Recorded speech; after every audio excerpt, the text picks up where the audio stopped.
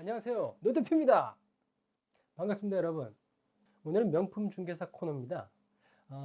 고객이 교습소를 운영을 하고 싶어 합니다. 그래서 교습소를 운영할 수 있는 곳을 찾고 있는데요.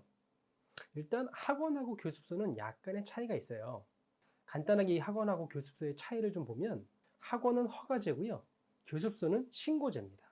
그리고 학원은 강사 인원 제한이 없고요. 교습소는 강사가 1인만 가능합니다. 그리고 뭐 사무보조원 정도 1명 정도가 가능하고요. 그러니까 그만큼 학원보다는 교습소가 조금 규모가 더 작은 거고요. 당연히 면적에도 차이가 있습니다. 그리고 학원 같은 경우에는 수용 가능한 학생 수의 제한이 없고요. 교습소 같은 경우에는 동시간대 최대 9명까지 가능합니다. 그 대신 피아노 교습소는 5명까지 가능하고요.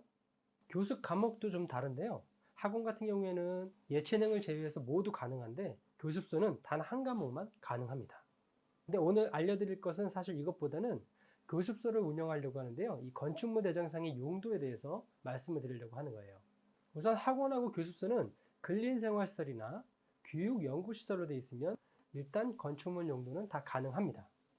일단 근린생활시설이라고 할 때는 동일한 건축물에 학원이나 교습소로 사용하는 바닥 면적의 합계가 500제곱미터 미만일 때 가능하고요. 대략적으로 평수로 환산해 보면 한 150평 정도 된다고 생각하시면 돼요. 근데 이 교육연구시설 같은 경우에는 동일한 건축물 안에서 학원이나 교습소로 사용되는 곳이 500제곱미터 이상일 때 교육연구시설로 되어 있어야 됩니다.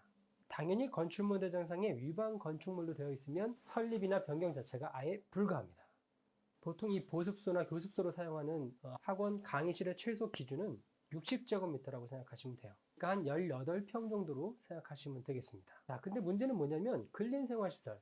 예전에는 제1종 근린생활시설이나 제2종 근린생활시설에 모두 이 교습소를 할 수가 있었습니다. 최근에 건축법이 또 바뀌었어요. 이놈의 법은 왜 이렇게 자주 바뀌는지. 그래서 최근에는 제2종 근린생활시설 학원이라고 되어 있어야지만 교습소를 운영할 수 있게 됩니다. 근데 여기에서 또 하나 의문이 드는 게 뭐냐면요.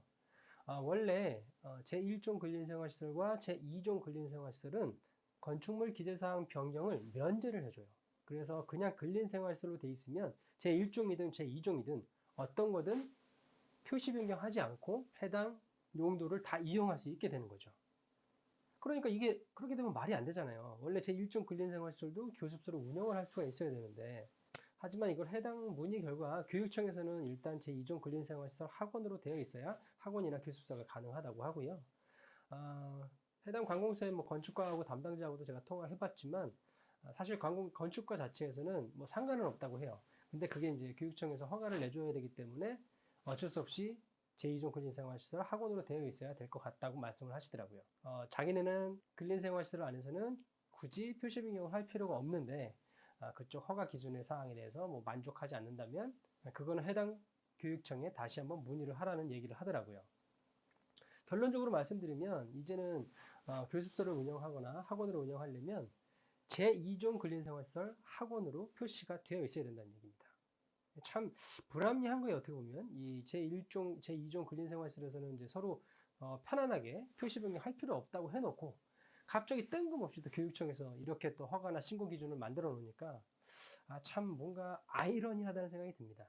이런 것들은 사실 크게 이렇게 만들 필요가 없지 않나 싶어요.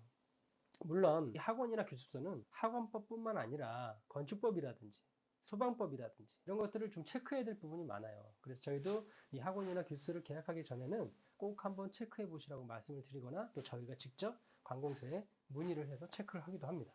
그래서 조금 불합리하긴 하지만 어쨌든 이제 학원이나 교습소는 제2종 근린생활시설 학원으로 건축물 대장에 표기가 되어 있어야 되고요. 그래서 하나 제가 또 더 팁을 드리자면 그럼 만약에 교습소를 운영할 곳이 제1종 근린생활시설로 되어 있다고 했을 때 이거를 꼭 굳이 건축사 사무소에 가서 의뢰를 해가지고 도면을 첨부해서 비용을 들이고 변경을 해야 되느냐 아니면 건축물 기재사항 변경 신청서를 해당 관공서에 제출해서 변경을 할 수 있느냐 일단 해당 관공서에서도 건축사 사무소에서 도면을 첨부해서 갖고 오라고 할 거예요. 그게 당연히 맞긴 합니다. 하지만 건축물의 현황이 바뀌지 않았다면 굳이 도면을 첨부하지 않고 건축물 기재사항 변경을 할 수가 있습니다. 보통 교습소 같은 경우에는 면적이 크지 않기 때문에 이 정도를 만약에 표시 변경을 하게 되면은 대략 한 뭐 100만 원 미만 정도, 한 60에서 80만 원, 아니면 100만 원, 요 정도 사이가 또 비용이 나와요. 그렇기 때문에 이런 비용도 사실은 좀 부담될 수 있잖아요. 이럴 때는 조금 더 체크를 다시 한번 해보시고, 건축물 현황이 변경되지 않으면 건축물 기재사항 변경 신청을 간단하게 할 수 있다는 것을 알려드리는 거니까요. 학원이나 교습소를 운영하실 분들은 이것을 알아두시면 굉장히 도움이 될 겁니다. 그리고 건축물 기재사항 변경 신청서는 법제처 사이트에 들어가서 다운받으셔서 기입을 미리 하실 수도 있으니까요. 그렇게 기입하셔서 해당 관계에 가가지고 의뢰를 하시면 보통은 일주일 안에는 건축물 기재사항 변경이 가능하니까요. 그래서 진행을 하시면 되겠습니다. 자, 오늘 노대표 TV는 학원이나 교습소를 운영하기 전에 체크해야 될 것들, 그 다음에 건축물 기재사항 변경을 어떻게 하는 건지 거기에 대해서 설명을 드렸고요. 이렇게 특수업종들은 임대차 계약을 진행하기 전에 좀 체크해야 될 부분들이 많이 있어요. 특히 건축물 대장 용도를 잘 모르시는 부분이 계신데 이 용도 꼭 체크하셔야 되고요. 본인이 신고나 허가 받기 전에 이 용도에 해당이 되는지 부분들에 대해 있어서도 꼭 체크를 해보셔야 됩니다. 잘못 임대차 계약을 해버리면 나중에 실제로 사업을 영위하지도 못하고 그 임대차 계약을 포기해야 될 수도 있으니까요. 꼭 체크해 보시길 바라겠습니다. 오늘 노대표 TV는 여기까지 하도록 하겠습니다. 그럼 여러분 감사합니다.